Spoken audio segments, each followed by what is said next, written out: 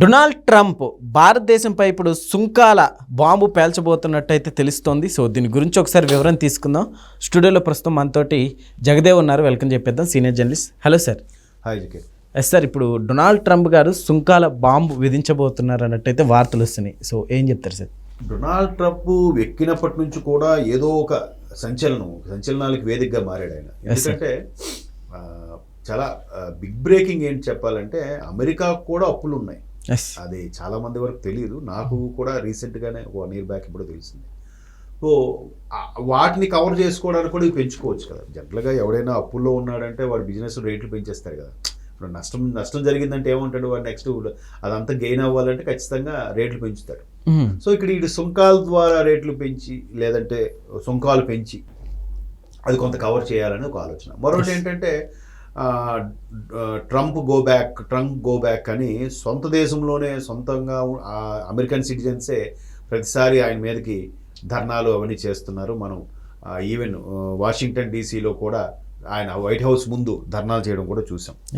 So అట్లాంటి Trump అంటే చాలా వరకు స్వదేశంలోనే గిట్టినప్పుడు బయట దేశాలకు ఎలా గిట్టుతుంది. మరోవైపు ఆయన మీద ఉన్న పెద్ద మచ్చ ఏమిటంటే, ఫస్ట్ టైం వచ్చినప్పుడు కూడా అలాగే ఎవరు కిమ్కి ఈయనకి పెద్దవారు, మేము అనుభవం వేస్తామంటే మేము వేస్తామని వాడు చెలరైపోవడం, వీళ్ళు చెలరైపోవడం, పెద్ద ఇష్యూ అవడం, అయ్యో వరల్డ్ వార్ వస్తుందేమో అనుకోవడం, ఇప్పుడు అలాగే చేశాడు. ఇప్పుడు రెండోసారి గెలిచినప్పుడు కూడా ఏదైతే ఫస్ట్ టైం చేసిన తప్పిదాలు కాకుండా కేవలం అమెరికా స్థానికత అనే పేరు మీదే గెలుచుకొచ్చాడు. లక్కీగా ఆయన మీద షూట్ సైట్ ఇదయింది, లక్కీగా తప్పించుకున్నాడు, చెవికి ఏదో ఇంజ్యూరీ అయింది. అక్కడ అది సానుభూతిగా గెయిన్ అవ్వడం ప్లస్ అయిపోయింది. సో అట్లాంటి నేపథ్యంలో భారత్ పైన సుంకాలు ఎందుకు అంటే, ఆల్రెడీ వీళ్ళకి మన మీద ఉన్న విషయం అంతా కక్కాడు. జనరల్గా అమెరికా అంటేనే ఒక పెద్ద దళారీ వ్యవస్థ. సార్, ఎప్పటికప్పుడు ఈ మధ్య కాలంలో ఇలాంటి విషయాల్లో సో నిర్ణయాలు కూడా చాలా కఠినంగానే తీసుకున్నట్టు తెలుస్తుంది సార్. ఎందుకంటే వాడికేం పోయిందండి, వాడికేం పోయింది, వాడికేం నష్టమా కాదు. మొన్న సుంకాలు పెట్టి ఒక లాస్ట్ మంత్ అంతా మీరు అబ్జర్వ్ చేస్తే షేర్స్ అన్ని బాగా పడిపోయి చూసారా. అది కూడా ఒక డ్రామా అయ్యాయి. అది కూడా ఒక హైలీ మ్యానిపులేటెడ్ పొలిటికల్ డ్రామా అనమాట, వరల్డ్ పొలిటికల్ డ్రామా. అంటే కేవలం వాళ్ళ బాగా దగ్గర వాళ్ళు, తెలిసి దగ్గర బంధువులు ఒక 6 ది గ్రేట్ ఇండస్ట్రియలిస్టులు ఉన్నారు. వాళ్ళని వృద్ధిలోకి తీసుకురావడానికి, వాళ్ళ కంపెనీలు షేర్లు పడిపోకుండా కోసం ఈ రకమైన డ్రామా ప్లే చేశారు. మీరు గమనిస్తే లాస్ట్ 3-4 months నుంచి షేర్ మార్కెట్ చాలా కుదేలవుతుంది, చాలా ఇబ్బందికరంగా ఉంది పరిస్థితి కూడా. అది కూడా ఆయన పొలిటికల్ డ్రామాలో ఒక భాగమే. ఇప్పుడేమంటాడు, అమెరికాకి ఎదుటి ఇండియా పాకిస్తాన్కి యుద్ధం ఆపమని చెప్పింది నేనే పోటుగాడిని, నేను చెప్పాను కాబట్టి అలా అయిపోయాను అంటాడు. దుబాయ్ వెళ్ళినప్పుడు అంటాడు, నేనేం చెప్పలేదు, వాళ్ళ మటుకు వాళ్ళే విరమించుకున్నారు అంటాడు. ఏంది తుగ్లక్ లాగా ఇక్కడో స్టేట్మెంట్ అక్కడో స్టేట్మెంట్ ఇస్తే ఎట్లా? అదైంది. ఇప్పుడేమంటాడు, మీరు రష్యాతో బాగానే ఉన్నారు, రష్యా నుంచి మీరు చమురు కొనుక్కుంటున్నారు, ఆ చమురుతో మీరు చెల్లించే రష్యాకి డబ్బు అది యుద్ధం ప్రకటిస్తుంది, ఉక్రెయిన్కి 3 ఏళ్ళుగా యుద్ధం చేస్తుంది, నచ్చినట్టు ఎవడు పెడితే ఆడి మీద దయాగాడి దండయాత్ర అన్నట్టుగా రష్యా వాడు చెలరైపోతున్నాడు. వాడు అలా చెలరైపోవడానికి కారణం మీరు ఆడి దగ్గర చమురు కొనడం వల్లని మన మీద పడుతున్నాడు. మరి నువ్వెవరెవరికి సాయం చేస్తావు? నువ్వెవరెవరు ప్రతి దేశంలో కూడా నీకు ఒక యుద్ధ విమానాలను పెట్టుకుని ఒక ప్లేస్ని ఆక్యుపై చేస్తావు, యుద్ధ విమానాలు పెట్టుకుంటాం, ప్రతి ఒక్కరు నీ అండర్లో ఉండాలనుకుంటాం, నీ చెప్పు చేతుల్లో ఉండాలనుకుంటాం, ఆధిపత్య ధోరణి. సో ఇండియా ఏమి లెక్క చేయట్లేదు, మాకే అమెరికా వాడు ఎవడు ఫోన్ చేయలేదు, మేము సడన్గా ఎందుకు ఆపామనంటే, ఇప్పటికీ పోయించాం పాకిస్తాన్ వాడికి చాలు.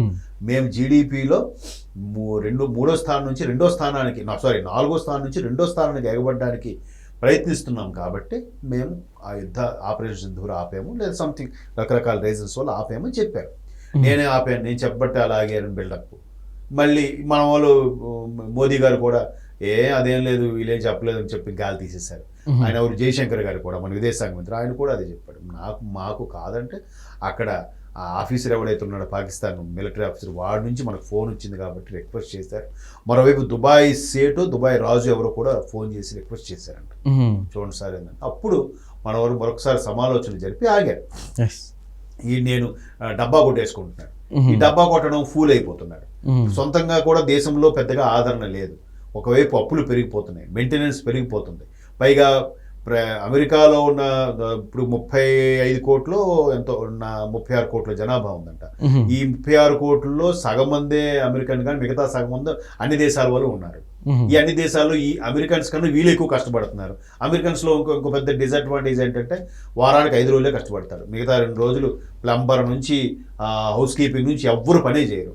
ఎలక్ట్రీషియన్, ప్లంబరు, టెక్నీషియన్ ఎవ్వరు పని చేయడు. ఇంకా శని ఆదివారం వస్తే మనం కొట్టుకోవాల్సిందే. పని మనుషులు దొరకరు.